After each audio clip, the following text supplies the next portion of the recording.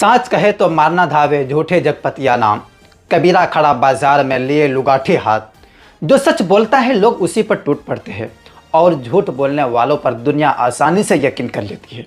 आज अगर पत्रकार सवाल पूछे और उन्हें धक्का दिया जाए तो यह दोहा सीधे उसी हालत पर वार करता है।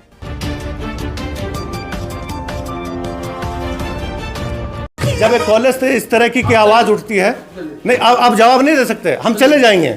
नहीं हमें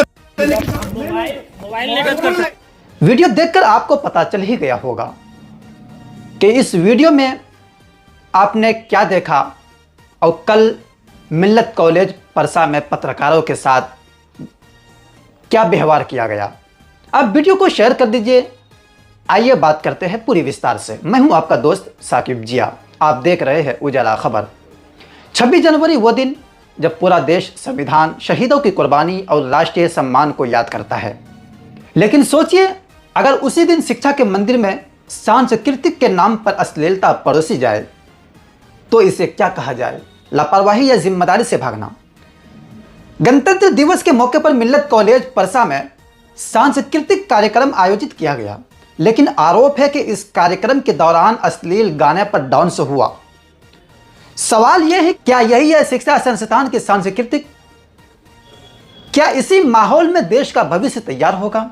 राष्ट्रीय पर्व पर जहां देशभक्ति गीत, प्रेरणादायक प्रस्तुतियां और संस्कार देखने चाहिए थे, वहां फुहड़ गानों की गूंज सुनाई दे तो यह सिर्फ गलती नहीं, मानसिकता का आईना है। मामला यही नहीं रुका।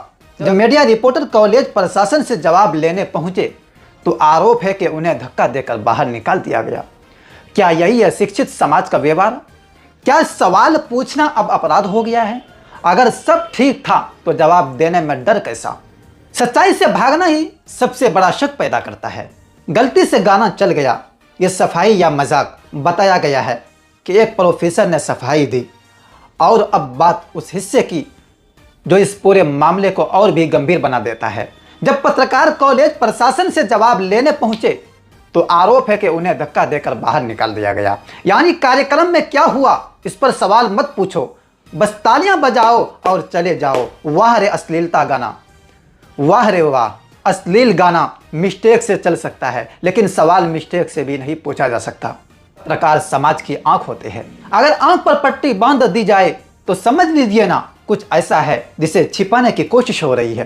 क्या आप शिक्षा संस्थान भी यह तय करेंगे कि पत्रकार क्या पूछे और क्या नहीं? क्या सांस्कृतिक कार्यक्रम दिखाने के लिए मीडिया ठीक है, लेकिन जवाबदेही पूछने के लिए नहीं? अगर सब कुछ मार्जित था, अगर सब कुछ गलती से हुआ तो पत्रकारों से बात करने में दिक्कत क्या थी? या फिर डर यह था कि कैमरे के सामने सच्चाई बोलनी पड़ेगी? पत्रकारों को धक्का देना सिर्फ एक व्यक्ति को हटाना नहीं होता, यह लोकतंत्र की आवाज को दरवाजे से बाहर धकेलना जैसा होता है। याद रखिए, देश गणतंत्र है, दरबार नहीं। यहां सवाल पूछना हक है, बदतमीजी नहीं। अगर शिक्षा का मंदिर ही सवालों से भागेगा तो छात्रों को क्या दिखाएगा? सच का सामना करना या सच से भागना? मिस्टेक से गाना चल गया, लेकिन सवाल यह है, क्या राष्ट्रीय कार्यक्रम बिना जांच के चलाया जाता है? क्या साउंड सिस्टम अपने आप गाने चुन लेता है? क्या किसी को यह देखने की जिम्मेदारी नहीं कि छात्रों के सामने क्या परोसा जा रहा है? गलती शब्द यहां लापरवाही को छिपाने की ढाल बनता दिख रहा है। शिक्षा संस्थान या मनोरंजन स्थल, कॉलेज सिर्फ डिग्री देने की जगह नहीं होता, वो चरित्र, सोच और समाज की दिशा तय करने का केंद्र होता है। अगर वही अश्लीलता को सांस्कृतिक कार्यक्रम कहा जाए, जिम्मेदारी लेने के बजाय बहाने बनाया जाए और सवाल पूछने वालों को धक्का दिए जाए तो यह शिक्षा व्यवस्था के लिए खतरे की घंटी है। प्राचार्य महोदय, यह मामला छोटा नहीं है। यह कॉलेज की साख, छात्रों के संस्कार और समाज के भरोसे का मामला है।